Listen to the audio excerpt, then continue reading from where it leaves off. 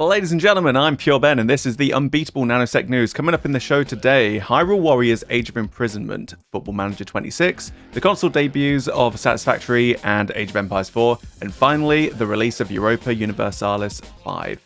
Let's get to it. November the 6th saw the release of Hyrule Warriors Age of Imprisonment for Switch 2, the canonical prequel to Legend of Zelda Tears of the Kingdom.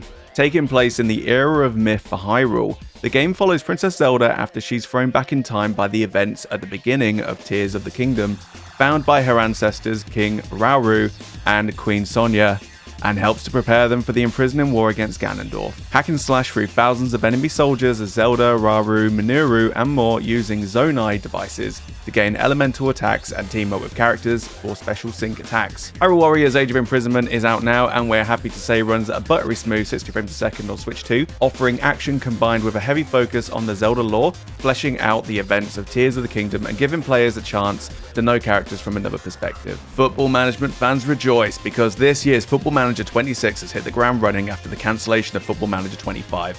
Probably the biggest update, women's football has made an appearance for the first time in Football Manager history. 13 playable leagues across 10 nations with contracts, transfers, and match rules that reflect real-world differences. FM26 is now built with Unity for upgraded graphics, smoother player movement, and realistic ball physics during the 3D match sequence. The UI has also been changed, with some Football Manager veterans pointing out the clunkiness of the new UI style versus the older one. Finally, our last noteworthy change for Football Manager is the introduction of split tactics. For players, when the team is in possession of the ball and out of possession, the team will dynamically change their tactics depending on possession. Moving from sports simulation to factory simulation, Satisfactory has now been released on console and offers the full PC experience re-engineered for console and console crossplay. The UI is specifically designed to work well with controllers and includes the PS5's DualSense haptic feedback and controller speaker audio. The game also comes with free graphical presets, quality, balance, and performance that switches from 30 frames per second to 40 and 60 respectively. Find resources, build your factory, explore, fight wildlife, and enjoy the critically acclaimed PC experience from the comfort of your own living room. Speaking of PC games and living rooms, this week has also seen the release of Age of Empires 4 to console. A real-time strategy game like Age of Empires 4 coming to console required major adaptations to controls and the user interface, focusing on accessibility and controller optimization. The entire interface has been rebuilt around radial menus and smart shortcuts. Hold the right trigger and you get instant context-sensitive commands. To keep up with the pace, the console version introduces smart automation. Your town center can auto-queue villagers, and when you press a build command, the closest worker will automatically rush over to do the job, removing the micromanagement integral to the PC experience but detrimental to a couch-based console experience. While the console UI is dramatically different, the core experience for Age of Empires 4 is exactly the same. Gather resources, battle your foes, and win. If you'd like to see an in-depth look at how these controls work, you can check out the Age of Empires 4 on Xbox Learn to Play series. After years of anticipation, it's here. Europa Universalis 5 is out, and the Paradox Tinto team has not just polished EU4, they've rebuilt the grand strategy genre from the ground up. EU5 breaks new ground with an earlier start date of 1337, very elite. The initial reception, strong.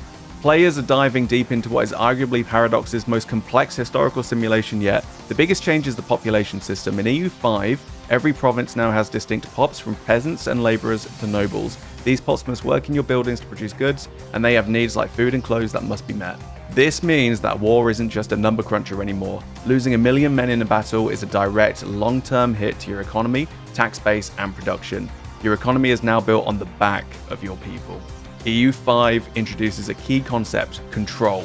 This measures your actual authority over a province. As your empire grows, maintaining high control becomes an ongoing administrative challenge, impacted by distance from your capital, local culture, and military presence. You also have to manage the powerful estates like the nobility and clergy. Granting them privileges gives them power and loyalty, but ignore them and they'll tank your pop satisfaction, leading to unrest. Managing internal politics is now critical for your long-term plans and stability. Finally, warfare is logistical. Early game armies are levies drawn directly from the peasant population, which literally empties out your workforce when you raise them. Supply lines, weather, and terrain are amplified, making large, reckless campaigns extremely costly. EU5 demands that you think like a true statesman, balancing the needs of your people with the demands of expansion. Are you playing any of these games? Are you excited for new features? Maybe there's something that we missed. Let us know in the comments below. Don't forget to like and subscribe for more NanoSec news. Thanks for watching, we'll see you next time.